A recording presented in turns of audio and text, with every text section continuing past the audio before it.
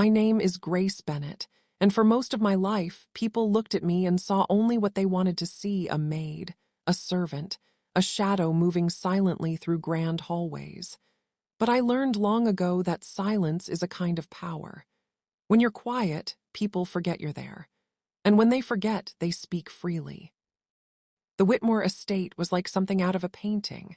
A vast countryside manor with white stone walls and sprawling gardens that glowed golden in the morning sun. Every room smelled faintly of roses and polished wood, and the windows were so tall they made you feel small just standing beside them. When I first arrived, Mrs. Eleanor Whitmore greeted me with a smile that never touched her eyes. She was the kind of woman who turned every glance into a judgment. Her voice was silk over steel. "I expect perfection, Grace," she said that first morning. "You'll find that my standards are higher than most." I nodded and said what I always said. "Yes, ma'am." Her husband, Mr. Charles Whitmore, was different. Kind eyes, calm manner, too distracted by business to notice much else. He thanked me when I poured his tea, something his wife never did. He seemed grateful for peace, though peace was rare in that house. Eleanor's beauty was the kind that drew attention at every party: tall, blonde, always in ivory or champagne-colored silk. But beneath it was a bitterness, sharp and unyielding. She didn't like the way I moved quietly, or how I seemed to notice things she didn't. She would find fault in anything. "The silverware is crooked, Grace. The curtains are dull, Grace. Don't look at me when I'm speaking, Grace." Each word was meant to remind me of where I stood, beneath her heels. But I never answered back, not once, because I understood something Eleanor never would. When a person believes you are beneath them, they never see how close you really are. Days turned into weeks, and I learned the rhythm of that house: her breakfast tray at precisely 8, her perfume lined neatly on the vanity, her phone calls behind the half-closed door of the study. She was careful, always whispering, but not careful enough. One evening, while dusting the stair rail near the landing, I heard her voice, low and tense. "Yes, I've already transferred the first half," she said. "Charles won't notice until it's too late. The rest will be moved next week. We'll be gone by the time he even checks." I froze. She was standing in the study, back to the door, phone pressed to her ear. My heart beat hard against my ribs. She was stealing from him, her own husband. I took one silent step backward and left before she saw me. That night I couldn't sleep. The sound of her voice replayed in my mind like a storm, calm, cold, sure of herself. I thought of Mr. Whitmore, sitting alone in his library, trusting a woman who was plotting to destroy him. By morning, I'd convinced myself I must have misunderstood. Maybe it wasn't what it sounded like. Maybe it was business. But as the days passed, the truth became harder to ignore. I saw her signing papers she quickly hid when I entered. I saw her tear up a letter with his name at the bottom. And one afternoon, when she thought she was alone, she laughed on the phone, a cruel, sharp laugh, and said, "He's so naive, he deserves to lose it all." I knew then that it was no mistake. She planned to drain her husband's accounts and leave him behind. Still, I said nothing. It wasn't my place. I was just the maid. But fate has a way of turning silence into something sharp. 2 weeks later, the accusation came.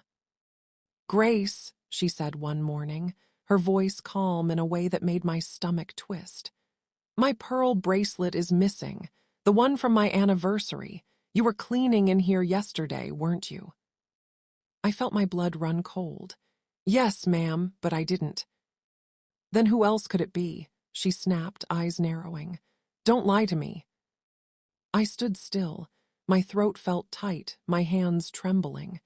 "Mrs. Whitmore, I haven't taken anything." She smiled then, slow, satisfied. "We'll see about that." By evening, she'd told Mr. Whitmore I was a thief. She stood beside him like a queen delivering a verdict, her voice steady and full of false sorrow. It breaks my heart, Charles, but she's been stealing from us. I've noticed little things missing for months. I wanted to speak, to defend myself, but one look at her told me this was her victory. She wanted me gone. Mr. Whitmore's voice was quiet. Grace, I don't want to believe this, but perhaps it's best if you take a few days away while we sort this out. I nodded. What else could I do?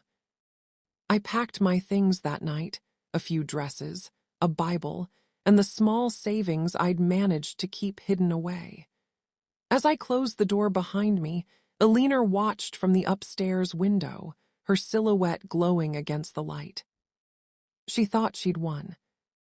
But she had forgotten something. I knew her secret, and unlike her, I was patient. The wind that night was soft and cold as I walked down the long gravel road that led away from the Whitmore estate. I didn't cry. I'd learned long ago that tears solved nothing. But inside, something had changed, something quiet and steady, like the sound of a clock ticking toward its final moment. I found a small room to rent above a bakery in the nearby village. The woman who owned it, Mrs. Langley, didn't ask many questions. She saw the uniform folded in my bag and seemed to understand. Hard people up there, she said softly. You keep your head high, love. For the first time in weeks, someone had spoken to me with kindness. It almost made me break. Days passed and I tried to move on, but news of the Whitmores drifted through the village like smoke. Alina was planning a charity gala, her annual show of generosity, as the local paper called it. The estate would be open to the region's wealthiest families, with champagne, live music, and flashing cameras.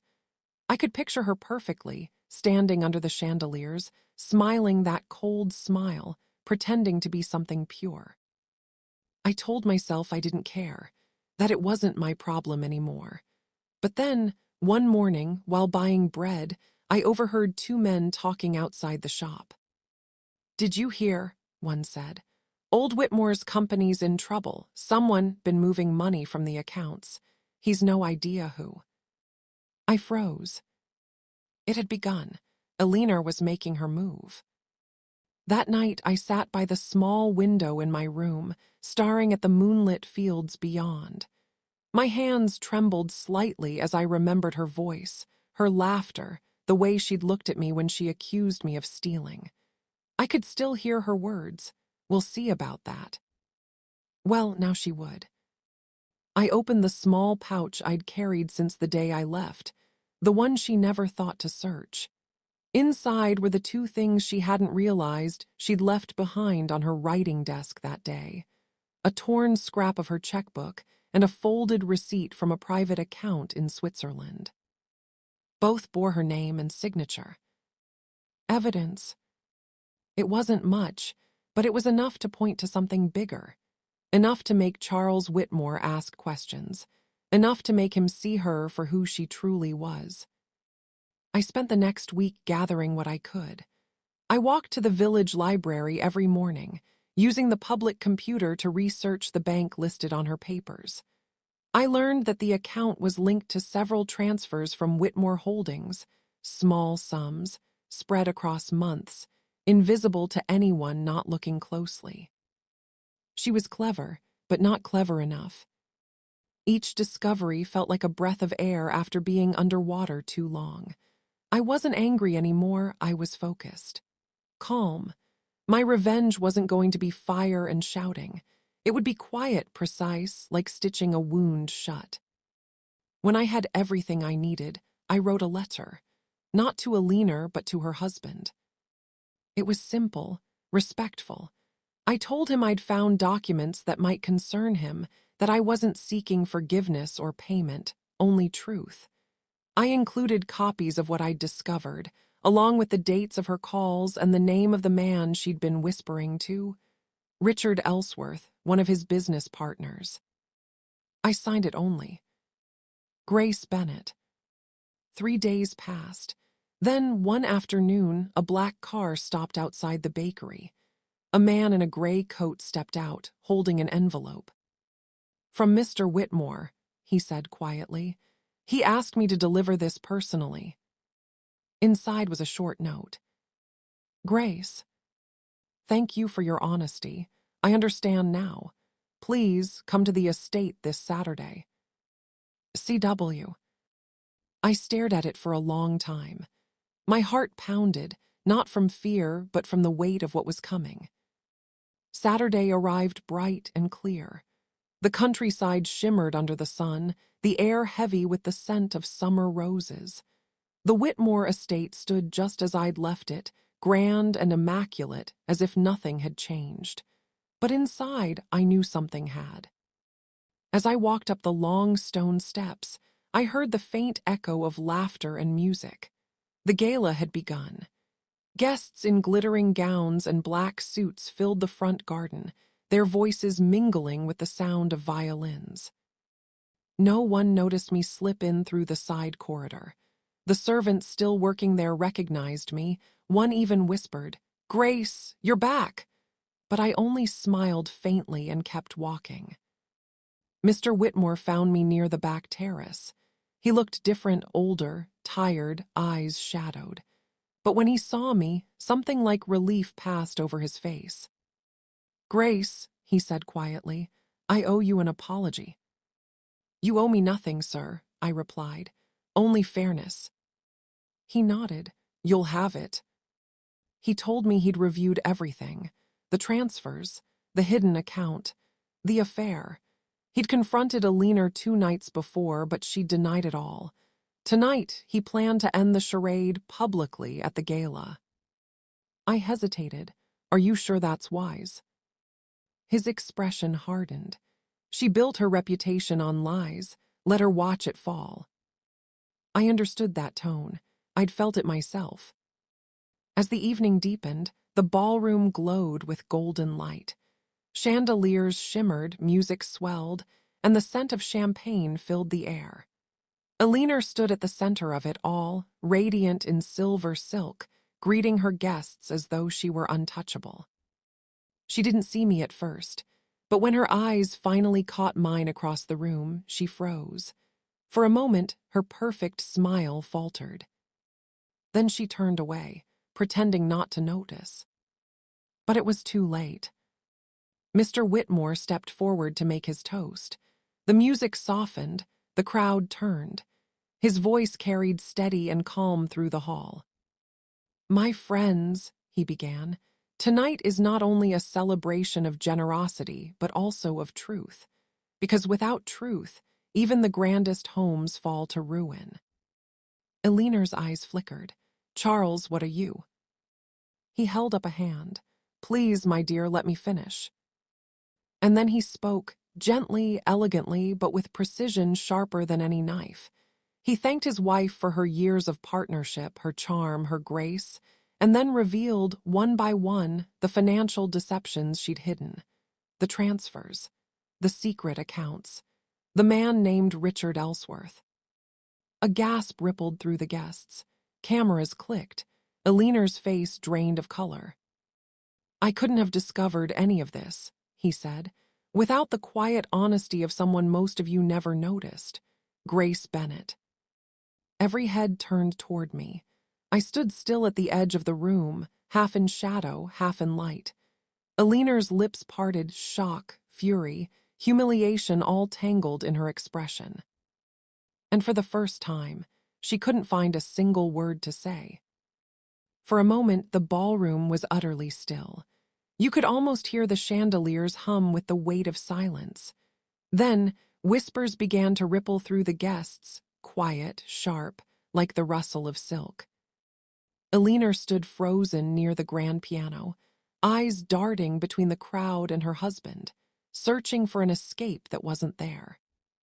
"Charles," she breathed, voice trembling, "you're humiliating yourself." "No," he interrupted softly. "You did that for both of us." Her face twisted, anger, fear, disbelief. But the guests were already turning away from her. The people who had once admired her charm now looked at her as if she were a stranger. I didn't move. I didn't smile. I just stood there, watching quietly as the woman who had looked down on me finally saw what it felt like to be small. Charles didn't raise his voice. He didn't shout. His composure was the sharpest blade of all. "Security will escort you upstairs," he said at last.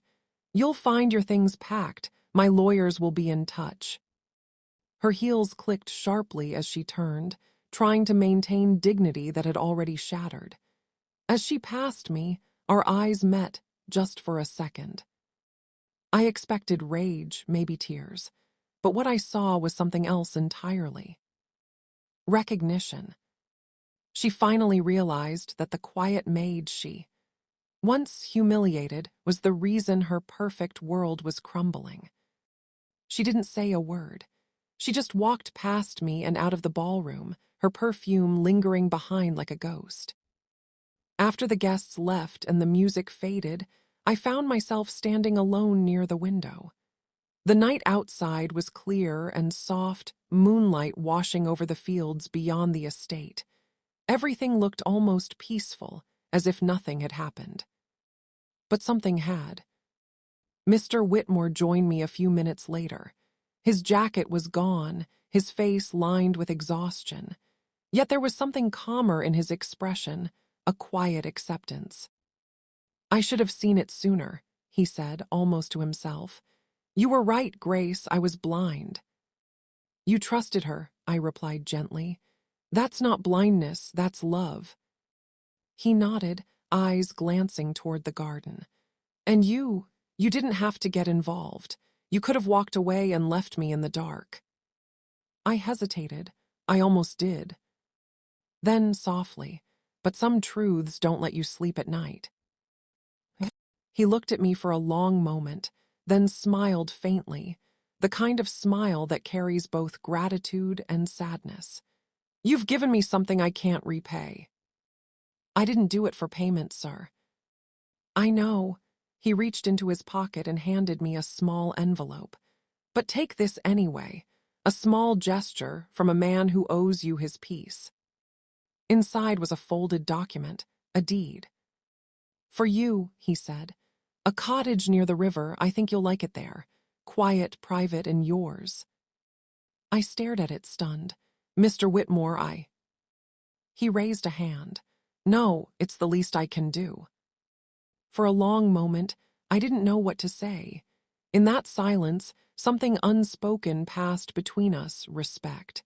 The kind of respect that had never existed before. I left the estate the next morning. The sun was rising, painting the fields gold, the air cool and clean after a night of storm. The house looked smaller somehow, its grand windows empty.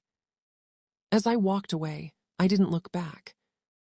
Days turned into weeks. Life in the village returned to its quiet rhythm. I moved into the little riverside cottage, a white stone home surrounded by wildflowers and the sound of water against the banks. I grew herbs in the garden, baked bread in the mornings, and finally learned what peace felt like. Sometimes I'd hear bits of gossip drifting through town about how a leaner had fled abroad, about the scandal that had ended her social circle. No one knew where she'd gone. Some said she was living in Paris under another name. Others said she'd married again. I didn't care to know. Revenge isn't about watching someone fall, it's about freeing yourself from what they made you carry. One afternoon, months later, a letter arrived. No return address. Just my name in neat, unfamiliar handwriting. Inside was a short note.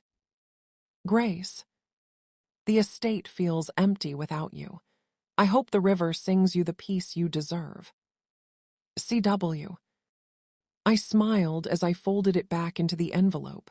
The sound of the water outside was soft and steady, like a heartbeat. That evening, I stood by the garden gate, watching the sunset spread across the fields, gold fading into rose, the sky wide and endless. The same world that had once felt so cruel now felt open, forgiving. I thought of all the nights I'd stood in silence, swallowing my words, hiding my pain so no one would see. And I realized something simple but powerful. Sometimes silence isn't weakness. Sometimes it's the sharpest weapon of all. A few months later, a young maid from the village came to visit me.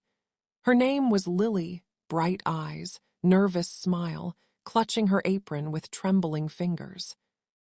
"Miss Bennett," she said shyly, "they told me you used to work for the Whitmores. I just started at another big house. The lady there, she's cruel. I don't know how to bear it." I looked at her, at the fear and hope mingled in her eyes, and felt something inside me soften. "Sit down," I said, pouring her tea, "and listen carefully." She did. I told her that kindness isn't weakness. That silence, when used wisely, is strength. That she should learn, observe, and wait, because those who look down on others always forget to look behind them. By the time she left, the sun had set, and the river shimmered in the moonlight. I stood by the window, feeling the cool night air brush against my skin. The world was quiet again. But this time, it was a different kind of quiet, not fear, not invisibility, but peace. I'd been the maid they looked down on. But in the end, I was the one who walked away standing tall.